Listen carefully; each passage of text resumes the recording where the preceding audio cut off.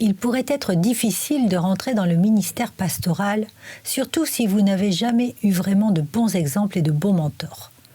La première fois que vous faites une visite à l'hôpital, la première fois que vous vous asseyez près d'un lit d'une personne mourante, les premières funérailles, peut-être les sermons que vous prêchez et les gens avec qui vous devez composer. Spurgeon lui-même n'a pas commencé à cet endroit. Son ministère n'a pas commencé par une grande fanfare publique. Il n'a pas commencé dans une méga-église et il n'a pas commencé par lire ses sermons à des milliers de personnes à travers le monde. Spurgeon a commencé de la même manière que la plupart d'entre nous, en apprenant des autres. Spurgeon a vraiment fait ses armes au ministère en distribuant des tracts. Il avait un désir pour l'évangile qui jaillissait en lui et il a distribué des tracts dans les rues et aux enfants et aux adultes de la communauté, cherchant à répandre l'évangile. Charles a déménagé à Cambridge au cours de l'été pour travailler comme assistant de M. Leading. Et pendant qu'il était là, il a vraiment été amené à prêcher son premier sermon. Leading a dit à Charles d'accompagner et d'encourager un autre jeune homme qui allait prêcher et qui était mal à l'aise pour le faire. Il avait en effet dit la même chose à l'autre jeune homme. Ils se présentèrent là-bas ensemble et quelqu'un d'entre eux devait prêcher. Charles s'est chargé de prêcher le sermon. C'était une toute petite église avec quelques dizaines de personnes qui étaient principalement plus âgées et qui sans doute avaient entendu de nombreux jeunes prédicateurs auparavant. Mais ils furent frappés par le sermon que Spurgeon avait prêché. Mon texte devrait être « À vous donc qui croyez qu'il est précieux, et je ferai confiance au Seigneur pour ouvrir ma bouche en l'honneur de son cher Fils. » Cela semble être un grand risque et un précieux sérieux, mais en fonction de la puissance du Saint-Esprit, je voudrais au moins raconter l'histoire de la croix et ne pas permettre aux gens de rentrer chez eux sans un mot. Nous entrâmes dans la chambre basse de la chaumière, nous avons chanté, prié et lu les Écritures, et puis est venu mon premier sermon. Combien de temps cela a-t-il duré? Je ne me souviens plus maintenant. Ce n'était pas aussi difficile que je l'avais craint, et j'étais heureux de voir que j'allais vers une conclusion juste, jusqu'à la sortie du dernier hymne. Mais pour mon plus grand plaisir, je ne m'étais pas effondré ni arrêté au milieu. Je n'étais pas dépourvu d'idées et l'issue était en vue. J'ai conclu et pris le livre des cantiques, mais par étonnement, une voix âgée cria « Bénissez votre cher cœur. Quel âge avez-vous » La réponse très solennelle a été « Vous devez attendre la fin du service avant de vous renseigner. » Chantons maintenant. Nous avons chanté. Le jeune prédicateur a prononcé la bénédiction et puis un dialogue a commencé qui s'est poursuivi en un chaleureux discours amical à laquelle tout le monde semblait participer. « Quel âge avez-vous » était la question principale. « J'ai moins de 60 ans » était la réponse. « Oui, et moins de 16 ans » était la réplique de la vieille dame. Peu importe mon âge, penser au Seigneur Jésus et à sa préciosité était tout ce que je pouvais dire. À l'âge de 17 ans, il est devenu le pasteur d'une église de village à Waterbeach. Il a démissionné de son travail à l'école et a commencé à prêcher à l'âge de 17 ans. Il était connu comme le garçon prédicateur de Fagnes et immédiatement cette petite ville, petite congrégation en difficulté, a pris vie. Et le mot a commencé à se répandre que ce jeune prédicateur présentait un don bien au-delà de ses années et une capacité à délivrer la parole de Dieu avec puissance et créativité. Cela a permis de réveiller cette église. Cette petite église est passée de 40 membres à environ 450 et à bien des égards, ce fut une saison de découverte de soi pour lui-même où sa vocation s'est confirmée et il a commencé à réaliser, d'une manière personnelle peut-être, l'ampleur de ce que Dieu le positionnait à faire. C'était aussi un moment de décision en ce qui concerne la question de savoir s'il poursuivrait une éducation formelle. En tant que non-conformiste, il ne pouvait pas entrer à Cambridge. Et il a eu une entrevue bâclée avec Joseph Angus, le directeur du Stepney College, où Spurgeon est dans une pièce, Angus est dans l'autre. Le réceptionniste là-bas n'a pas relié les deux. Ils pensent tous les deux que l'autre est en retard, et ils partent tous les deux frustrés. Et cela dissuade Spurgeon de poursuivre une éducation formelle. Il réfléchit ensuite à cela, s'il doit ou non étudier, et il croit que le Seigneur lui parle à travers le verset de Jérémie 45:5. « Cherchez-vous de grandes choses pour vous-même ? Ne les cherchez pas. » Et pour Spurgeon, qui prend la décision de ne pas poursuivre ses études, à bien des égards, c'était une étape d'humilité, de ne pas chercher l'approbation de l'homme en ne poursuivant pas l'ordination formelle. Ne pas se soumettre à l'ordination formelle parce que cela ne se voit pas dans les Écritures. Il ne voulait pas d'une vie de doctorat honorifique en déclin, des diplômes officiels et des distinctions officielles de l'homme. C'est incroyable de voir comment quelque chose d'aussi simple qu'une lettre peut changer votre vie. Peut-être une lettre de cet homme ou de cette femme, peut-être une lettre vous offrant votre premier travail. Fin 1851, Charles reçut exactement une telle lettre. Il a été invité à venir prêcher à la New Park Street Chapel dans une partie de Londres. La chapelle avait été fondée 200 ans plus tôt par les baptistes de l'ère puritaine et avait vu les piliers de la foi comme Benjamin Keach, John Gill et John Ripon dans sa chair. Malgré sa gloire passée en 1853, la chapelle New Park Street était en déclin. En novembre 1853, Spurgeon prit la parole devant un Cambridge Sunday School Union. Il y avait là un homme, George Gould. Et M. Gould a perçu le don unique de Spurgeon. Il a été impressionné par sa puissance en chair et il a tendu la main à un monsieur nommé William Holney, un diacre à la chapelle New Park Street. Il savait qu'ils avaient besoin d'un prédicateur et c'était une église de grande réputation. Ils avaient eu des hommes comme Benjamin Keach et John Gill comme pasteurs et John Ripon pendant 63 ans juste avant les vacances. C'était une église d'une grande histoire, mais si elle pouvait accueillir environ 1200 personnes, la congrégation n'en comptait alors qu'environ 200. Ils invitent Spurgeon à venir prêcher. Spurgeon était si jeune et il pensait qu'il y avait une certaine confusion, que l'invitation était destinée à un autre homme du nom de Spurgeon. Néanmoins, il était clair que c'était lui qui devait prêcher. New Park Street Chapel était située sur le côté sud de la Tamise, une partie industrielle de la ville. Néanmoins, l'église a perçu qu'ils avaient du potentiel. Peut-être que chaque église en manque de pasteur a dit à un candidat qu'elle avait du potentiel. Mais ils ont perçu leur potentiel et ont invité Spurgeon à remplir la chaire. Il a prêché un dimanche, ils l'ont invité à plusieurs reprises tout au long du mois de janvier 1854, et au moment où il avait terminé sa dernière obligation de prédication formelle, New Park Street élaborait déjà des plans pour officialiser Spurgeon avec une offre et un engagement de sa part. Ils ont perçu, je suppose, qu'ils avaient devant eux un Michael Jordan, un prédicateur que l'on ne trouve qu'une fois dans une génération, un homme de talent unique, quel que soit son âge de seulement 19 ans. Il devait s'emparer de lui et qu'à travers lui, Dieu ferait de grandes choses. Et en effet, à travers lui, Dieu a fait de grandes choses dans cette église. Comme le décrit Clive Anderson, beaucoup ont été pressés 2 fois dans les bancs vernis. D'autres regardés par les portes ou par les fenêtres, sans une pensée pour la santé et la sécurité. Les allées étaient bondées, certains étaient assis sur les escaliers de la chaire et d'autres étaient perchés comme des étourneaux sur les rebords des fenêtres. Le Crystal Palace était vraiment une idée originale du prince Albert, époux de la reine Victoria, et un peu comme la folie d'un homme riche à certains égards, une cathédrale massive pouvant accueillir plus de 20 000 personnes. Le 7 octobre 1857, Spurgeon prêcha à 23 654 personnes. La plus grande foule à qui il n'a jamais prêché, sans amplification moderne ni système de sonorisation. Et ce sermon là-bas est ce qui est devenu une partie de la légende mystique de Spurgeon, étant donné la taille de la foule et la capacité pour ceux qui sont réunis d'entendre cet homme prêcher. En 1857, un jour ou deux avant de prêcher au Crystal Palace, je suis allé décider où la plateforme devait être fixée pour et afin de tester les propriétés acoustiques du bâtiment. J'ai crié d'une voix forte « Voici l'agneau de Dieu qui ôte le péché du monde ».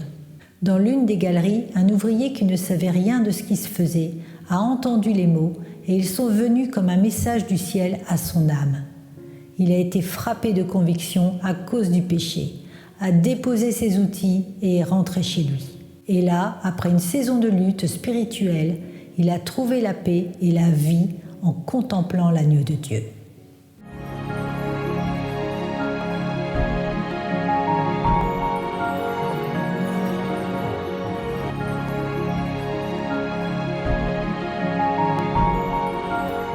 Alors que le Seigneur travaillait à travers le ministère de Spurgeon, la congrégation de la chapelle New Park Street a commencé à ressentir le pincement. Les services du dimanche remplis signifiaient qu'il devait chercher ailleurs une autre location, au Surrey Gardens Music Hall. Mais là aussi, des milliers se pressaient d'entendre Spurgeon proclamer hardiment et clairement la vérité telle qu'elle est en Jésus. Mais quelque chose a dû changer, et donc en mars 1861, la congrégation s'installe dans le Metropolitan Tabernacle. 5000 places assises avec 1000 places debout. C'était la plus grande église de son époque. La foule enflammée de Spurgeon nécessitait un comité de construction et une campagne de construction.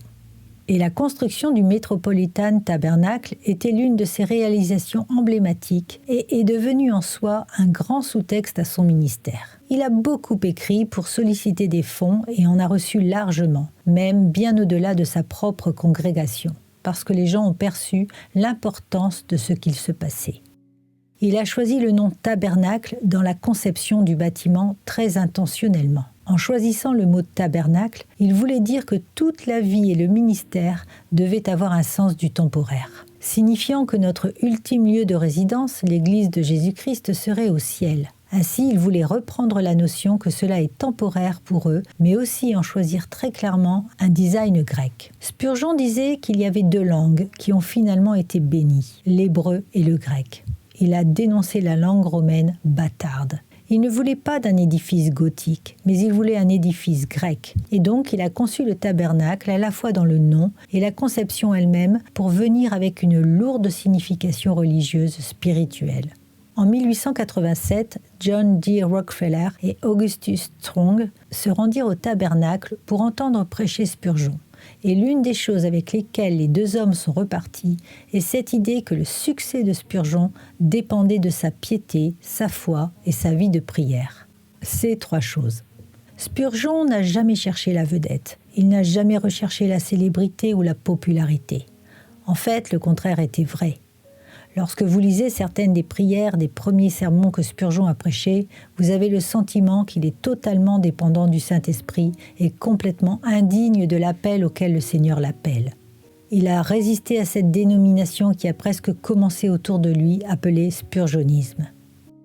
On a demandé une fois à Spurgeon « Quel est le secret de votre succès ?» Il a dit « Que mon peuple prie pour moi ». Et donc ici, vous avez un homme ordinaire engagé dans une prière extraordinaire que Dieu a utilisé pour changer le monde.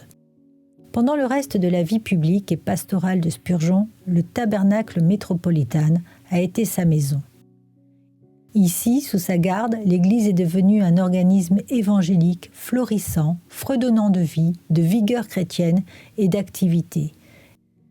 Et c'était ici, comme sa santé le permettait, qu'il prêcherait l'Évangile de semaine en semaine jusqu'à sa dernière adresse le 7 juin 1891. Il n'y a jamais eu son semblable parmi les princes les plus choisis. Il se trouve toujours dans la partie la plus épaisse de la bataille. Lorsque le vent souffle froid, il prend toujours le côté sombre de la colline. La fin la plus lourde de la croix repose toujours sur ses épaules. S'il nous demande de porter un fardeau, il le porte aussi. S'il y a quelque chose de gracieux, généreux, gentil et tendre, somptueux et superabondant en amour, vous le trouvez toujours en lui.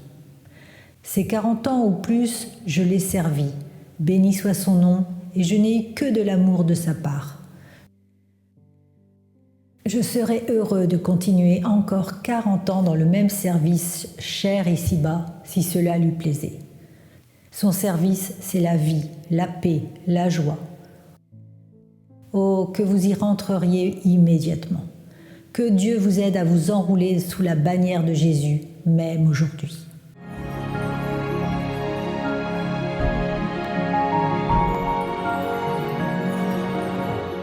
Certains disent que pour le meilleur ou pour le pire, la technologie a fait de chaque ministère local un ministère mondial.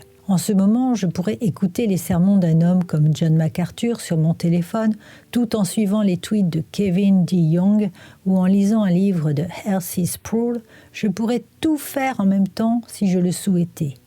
Mais imaginez un homme ayant ce genre d'influence. Un homme qui avait cette propagation de l'Évangile. C'était Charles Spurgeon. Spurgeon était principalement attaché à l'église locale, son attachement au tabernacle métropolitain était exemplaire.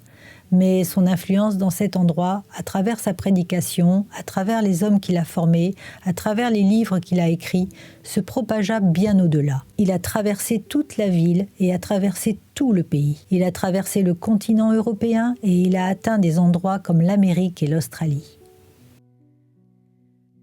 L'un des premiers livres de Spurgeon était Smooth Stones, Taken from Ancient Brooks. Et Ancient Brooks est en fait un jeu sur le nom du puritain Thomas Brooks. Et c'est une collection d'histoires. Spurgeon s'est marié en 1856 avec Susanna Thompson.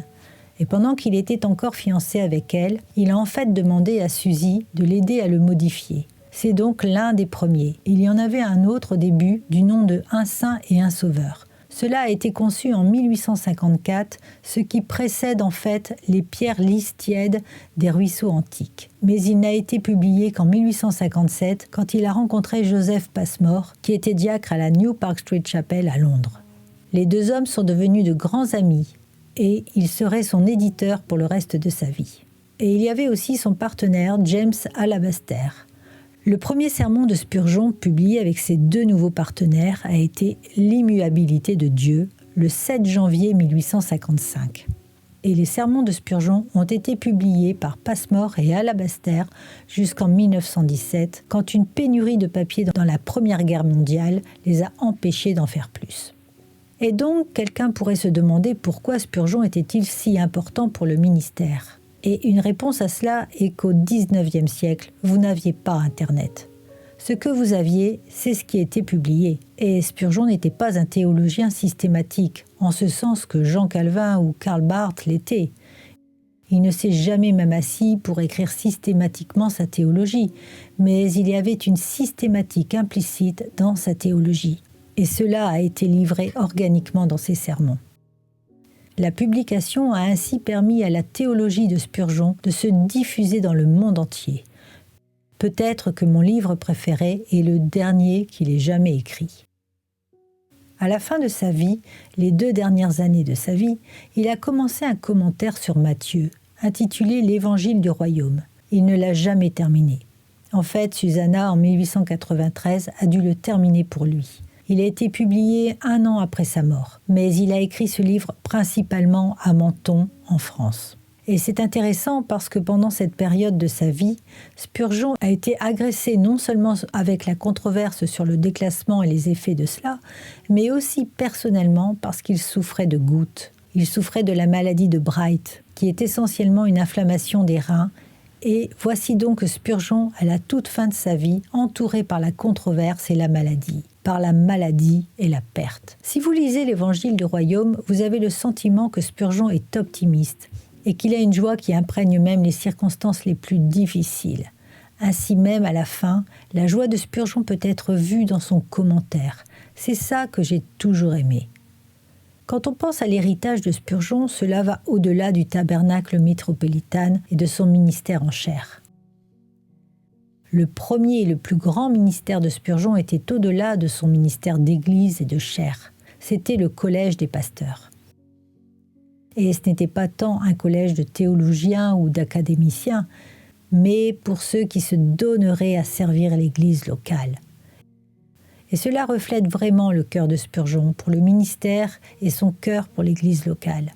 Et ce qu'il a compris qu'un prédicateur doit être, c'est aussi d'être un pasteur. Spurgeon était clair. Charles Spurgeon ne peut pas faire un ministre. Le collège des pasteurs ne peut pas faire un ministre. Mais seul Dieu peut faire un ministre. Et en même temps, il a bien compris qu'un ministre est comme un outil brut à façonner, à mouler et à affiner. Et donc Spurgeon était éminemment qualifié pour emmener ceux qui étaient appelés au ministère, pour s'investir en eux, pour leur donner une étude rigoureuse, pour les polir et les faire sortir de leur passé avec son collège plus équipé, plus raffiné, plus capable de prêcher et d'enseigner la parole de Dieu et de servir le troupeau de Dieu. Du collège, dirait Spurgeon, notre activité principale est d'étudier les Écritures. 3 exigences principales étaient demandées. D'abord, toute personne doit vraiment être née de nouveau. Deuxièmement, elles doivent démontrer l'appel de Dieu dans leur vie. Et troisièmement, qu'elles prêchent depuis au moins 2 ans, de sorte qu'ils ont déjà une certaine expérience, mais aussi que leur appel est en cours et a été vérifié dans une certaine mesure. Il demandait aux candidats « Combien de fois avez-vous gagné des âmes à Christ ?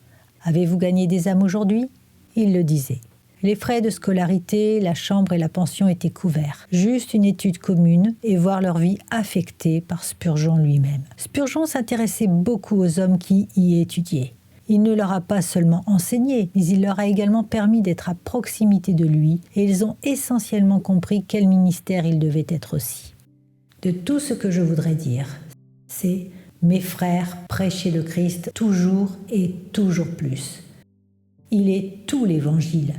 Sa personne, ses bureaux et son travail doivent être notre seul grand thème compréhensif. Le monde doit être informé de son Sauveur et de la manière de l'atteindre. La justification par la foi devrait être beaucoup plus qu'elle ne l'est, le témoignage quotidien des chairs protestantes. Et si, avec cette vérité de maître, il devrait y avoir plus généralement associé les autres grandes doctrines de la grâce, mieux c'est pour notre Église et notre époque. Si avec le zèle des méthodistes nous pouvons prêcher la doctrine des puritains, un grand avenir nous attend. Le feu de Wesley et le carburant de Whitefield provoqueront une brûlure. Nous mettrons le feu à la forêt de l'erreur et réchaufferons l'âme même de cette terre froide. Nous ne sommes pas appelés à proclamer la philosophie et la métaphysique, mais le simple évangile. La chute de l'homme, son besoin d'une nouvelle naissance, le pardon par l'expiation et le salut par la foi. Ce sont notre hache de combat et nos armes de guerre. Nous avons assez à faire pour apprendre et enseigner ces grandes vérités et maudire le manque de savoir qui nous détournerait de notre mission ou cette ignorance délibérée qui nous paralyserait dans sa poursuite.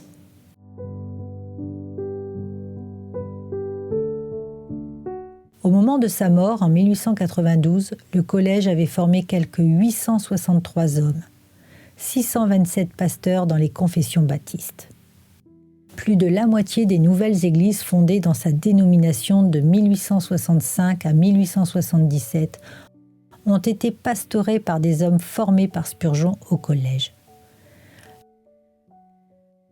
Lorsque nous regardons l'héritage du collège à l'aube du XXe siècle, le collège a continué de produire ses effets. Owen a été formé au collège. Il était une figure influente dans les réveils gallois. Graham Scroggie a été formé au collège. C'était un leader célèbre dans le mouvement Keswick. Il était également le mentor du grand prédicateur britannique Stephen Holford. Lorsque vous entrez dans la seconde moitié du XXe siècle, peut-être la principale figure associée au collège était George Beasley Murray. Il a dirigé le collège pendant 15 ans avant de devenir professeur du Nouveau Testament au Southern Baptist Theological Seminary à Louisville, Kentucky. Tout au long du XXe siècle et à travers le temps, l'école s'est en quelque sorte passée de Spurgeon. Nous voyons toujours les effets de l'héritage de Spurgeon à travers l'école, y compris ceux formés et servant au collège tout au long du XXe siècle. Jacques nous dit que la foi sans les œuvres est morte. Et Spurgeon était avant tout un homme de foi. Il était fidèle dans la prédication de l'évangile de la chair, fidèle à publier la vérité dans les livres et les tracts, fidèle à la formation des futurs pasteurs, des prédicateurs et des dirigeants de l'Église. Mais Spurgeon était fidèle non seulement en parole, mais aussi en actes, et il a pris au sérieux l'appel de la Bible à prendre soin des veuves, des orphelins et des personnes en détresse.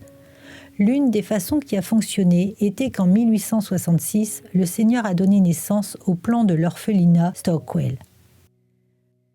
Et apparemment, quand il essayait de démarrer l'orphelinat, ils ont prié à ce sujet. Et ils ont reçu ce don de 20 000 livres de cette dame. Et ils pensaient que c'était une erreur, qu'elle n'avait pas vraiment l'intention de leur donner 20 000 livres sterling. Alors, ils ont organisé une entrevue avec elle et il est allé pour lui parler. Et il a dit « Maintenant, je suis ici pour vous parler. Merci beaucoup pour l'aimable don de 200 livres. » Et elle a dit « 200 livres ? Je pensais avoir mis 20 000 livres. Non, non, vous l'avez fait. Mais je ne voulais pas faire d'erreur et supposer que vous vouliez réellement donner 20 000 livres. J'ai donc pensé que vous auriez pu y mettre trop de zéros par accident. » Mais elle avait vraiment voulu donner 20 000 livres et c'est l'argent qu'ils ont utilisé pour fonder l'orphelinat. Il est posé très lourdement dans notre cœur de remuer nos amis pour sauver une partie de l'influence scolaire de nos adversaires hors de leurs mains. Nous avons trop abandonné nos enfants à l'ennemi. Si le clergé avait la capacité de les tenir, le méfait aurait pu être terrible. Comme ce sont nos écoles du dimanche qui ont neutralisé le mal dans une large mesure, mais il ne faut pas le laisser subsister. Un effort plus important devrait être fait pour multiplier nos externats et les rendre distinctement religieux en leur enseignant l'Évangile et en s'efforçant d'amener les enfants comme des enfants au Seigneur Jésus. Le cri stupide de non-sectaires dut beaucoup dans la création d'écoles au sujet de la partie la plus importante de la sagesse, à savoir la crainte du Seigneur, qui est complètement ignorée. Nous espérons que cette folie sera bientôt abandonnée et que nous verrons des écoles dans lesquelles tout ce que nous croyons et chérissons sera enseigné aux enfants de nos pauvres adhérents. Lorsque Madame Hilliard a lu ce mot, ainsi que la demande de créer des écoles religieuses d'un ordre supérieur, elle a réalisé qu'elle avait peut-être trouvé le moyen de réaliser un désir profondément ancré. Elle avait ressenti une sympathie particulière envers les garçons sans père. Alors elle a écrit à Spurgeon pour lui faire part de son désir et lui demander son aide pour la mettre en œuvre. Ce qu'elle ne savait pas, c'est que le Seigneur avait préparé Spurgeon pour une telle proposition, à travers une expérience remarquable à la précédente réunion de prière du lundi soir au tabernacle où Spurgeon a dit « Chers amis, nous sommes une immense église et devrions faire plus pour le Seigneur dans cette grande ville. Je veux que nous lui demandions ce soir de nous envoyer de nouveaux projets et si nous avons besoin d'argent pour continuer, prions pour que les moyens soient également envoyés. » Le Seigneur était en effet sur le point de leur envoyer cette nouvelle œuvre. Pendant qu'il priait, William Olney, membre de l'Église et un puissant homme de prière, est allé vers le pasteur C. Welton, qui était alors étudiant au collège, et il lui a dit « Tout va bien, Welton. Voulez-vous prier pour la conversion des pécheurs ?» Quelques jours plus tard, une veuve du nom de Madame Hilliard a écrit au cher pasteur en lui offrant la somme de 20 000 livres dans le but de créer un orphelinat pour les garçons sans père. Leur nouveau travail avait été donné avec l'argent pour commencer. Et ainsi l'orphelinat Stockwell est né, et comme Welton était persuadé, il est né de la prière. En 1866, Spurgeon a ouvert l'orphelinat de Stockwell. Vraiment 2 facteurs l'ont poussé à le faire. Le premier était le besoin évident et apparent dans les années 1860 à Londres. Il y avait des enfants sans abri dans la rue. La pauvreté était endémique.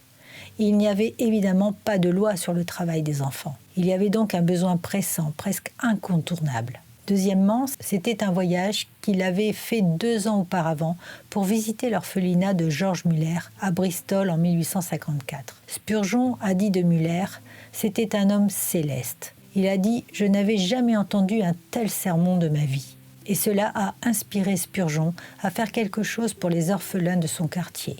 Mais il ne voulait pas seulement un entrepôt, ou plus exactement une sorte de complexe carcéral pour garder les enfants. Il a imaginé un cadre beaucoup plus paternaliste, ou on pourrait même dire un cadre maternel. C'était plus un cadre familial, une structure d'accueil pour non seulement chercher à répondre à leurs besoins physiques, mais aussi leurs besoins spirituels. L'orphelinat Stockwell est resté ouvert jusqu'à ce que Londres soit bombardée pendant la Seconde Guerre mondiale. Par la suite, il a été renommé Garde d'enfants de Spurgeon. Et aujourd'hui, il est connu simplement comme Spurgeon, pour offrir protection et soutien à des milliers d'enfants vulnérables à travers le Royaume-Uni.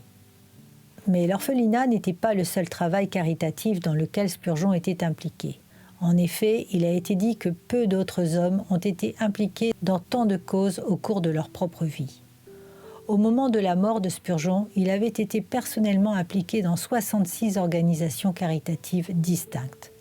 Pas seulement les orphelinats que nous avons dit, mais même des choses comme la Surrey Street Mission, les écoles du dimanche, la Société des colporteurs et la distribution des tracts de l'Évangile à travers le pays. Mais le travail de Spurgeon ne pouvait pas se limiter à une seule ville ou même vers un pays. Il s'est propagé à travers le Royaume-Uni et sur le continent, partout où il y avait des pécheurs qui avaient besoin d'entendre parler du seul Sauveur.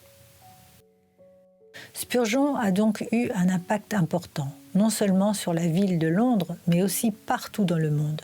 Son ministère a imprégné tous les coins du monde. Mais vous devez comprendre le contexte, ce qui se passait à Londres avant l'arrivée de Spurgeon. À Londres, il y avait un énorme changement culturel de population du pays à la ville. Cela a eu une impression remarquable sur Spurgeon et cela a également influencé les contours de son ministère là-bas. Par exemple, en 1859, la moitié de la population qui avait plus de 20 ans n'était pas née à Londres. La famine de 1845 en Irlande produisit une énorme vague d'immigrants irlandais venus à Londres. Et donc, cette énorme augmentation de la population vers la ville, mélangée à cette révolution industrielle du temps de Spurgeon, était en pleine vapeur. Il a produit un Londres qui a été préparé pour Spurgeon. Spurgeon s'est lancé dans des opportunités ministérielles et il y avait beaucoup à trouver. L'épidémie de choléra en 1845 a provoqué une énorme maladie dans la région de Londres où Spurgeon était ministre. Spurgeon allait de porte en porte, de maison en maison, au service des malades et des mourants. Il est étonnant qu'il n'ait pas lui-même contacté le choléra lors de cette épidémie. C'était une époque où les conditions de vie à Londres étaient déplorables. Les mères jetaient leurs bébés dans la Tamise car elles ne pouvaient pas les nourrir. C'était une époque où Londres ne pouvait pas prendre soin des vivants et des morts. À Heenan Street Baptist Church, par exemple, vous pouvez aller à la porte d'entrée et voir les cadavres s'entassant sous le sol du sanctuaire entre les planches. Et donc, à bien des égards, Londres a été préparée pour un Spurgeon qui est lui-même venu du pays dans la ville quand il avait 19 ans. Il parlait dans une langue que la personne ordinaire pouvait comprendre. Si vous vouliez aller entendre un sermon philosophique et instruit, où le prédicateur ne ferait que lire un manuscrit très stoïquement, vous pouviez aller à l'église de Leiden. Si vous vouliez entendre un oratoire embelli et sophistiqué, vous pouviez aller à Pushman. Si vous vouliez aller entendre Spurgeon, si vous vouliez aller là où étaient les gens, où étaient les masses, il fallait que vous alliez, comme il le disait, de l'autre côté de la rivière, chez Charlie. Et c'est là que le ministère de Spurgeon s'est déroulé. Vincent van Gogh, avant de devenir un artiste impressionniste, était tellement fasciné par la prédication de Spurgeon qu'il a lui-même essayé d'être un prédicateur bien avant de devenir artiste. Et si vous lisez les lettres qu'il a écrites à son frère, vous obtenez l'impact que Spurgeon a eu sur ce jeune artiste. Et donc, parce que le Londres victorien était devenu une destination mondiale, non seulement le champ de mission de Spurgeon est venu à Londres pour l'entendre prêcher, mais ils ont également pris le ministère de Spurgeon dans le monde entier. Les sermons de Spurgeon ont été vendus de son vivant à environ 56 millions d'exemplaires avant 1892. Ils ont été trouvés entre les mains de prédicateurs du Tennessee, producteurs de café au Sri Lanka, chrétiens en Chine, pêcheurs en Méditerranée. Un prisonnier en attente d'exécution en Amérique du Sud a été vu pour la dernière fois en train de lire l'un des sermons de Spurgeon avant d'être lynché à mort. Et donc Spurgeon n'était pas seulement un phénomène londonien, Spurgeon était un phénomène mondial et son ministère est devenu viral en seulement quelques années. Lors de la célébration du jubilé de Spurgeon en 1884, l'évangéliste américain Dwight Moody s'est adressé aux personnes présentes au Metropolitan Tabernacle. Il a dit « Il y a 25 ans, peu de temps après ma conversion, j'ai commencé à lire un jeune homme qui prêchait à Londres avec une grande puissance, et mon désir n'a cessé de l'entendre. Tout ce que je pouvais obtenir sous forme imprimée, ce qui faisait référence à lui, je l'ai lu avec le plus grand intérêt. En 1867, j'ai traversé la mer. Quand je suis arrivé à Londres, le premier endroit où je me suis rendu était ce bâtiment. Quand je suis rentrée en Amérique, quelqu'un m'a demandé de visiter les cathédrales. J'ai dit aux gens que je ne le ferais pas, car mon temps était consacré à entendre Spurgeon. Donc, Moody et Charles Spurgeon ont eu une relation merveilleuse. Bien sûr, Moody lisait Spurgeon avant de rencontrer Spurgeon. Moody a été invité à venir prêcher dans le tabernacle de Spurgeon plus tard dans son ministère, mais il a visité Londres à plusieurs reprises, en 1867, 1872, 1884. Toutes ces occasions ont été pour Spurgeon et Moody de mieux se connaître. Spurgeon a déclaré que Moody était le seul homme qu'il ait jamais rencontré qui pourrait prononcer le mot Mésopotamie en 2 syllabes, Metzptamia. Et à propos de Spurgeon, Moody a dit « Vous savez, monsieur, je sais que vous m'aimez, mais je vous assure que je vous aime 1000 fois plus. » Et donc, ils avaient une relation ludique, ils avaient une relation saine. En 1884, au service du témoignage du Jubilé, Spurgeon a invité Moody à faire quelques commentaires et des remarques au tabernacle, ce qu'il fit. Et Moody a cité un poème amérindien et il a dit « La première ligne va comme ça, continue.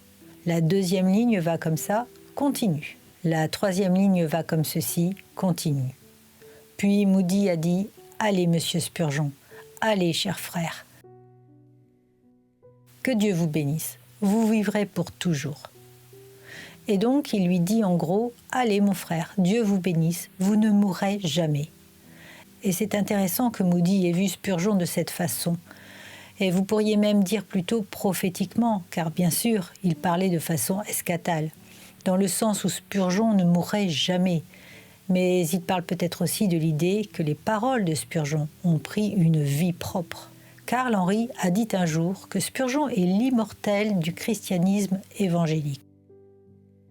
Le Seigneur a utilisé son serviteur Spurgeon pour appeler des milliers de personnes à travers le monde, dans sa merveilleuse lumière. Spurgeon a été utilisé pour former des pasteurs et des prédicateurs pour l'Église de Jésus-Christ dans sa propre génération et pour les générations à venir. Et par son obéissance au commandement du Seigneur, des centaines de milliers d'enfants et de jeunes ont trouvé l'espoir et l'aide qu'ils ne pouvaient trouver nulle part. C'est le genre d'impact et d'influence dont la plupart des gens ne peuvent que rêver. Et pourtant, que Dieu a donné à un homme, son serviteur Charles Haddon Spurgeon. Quelle grâce incroyable!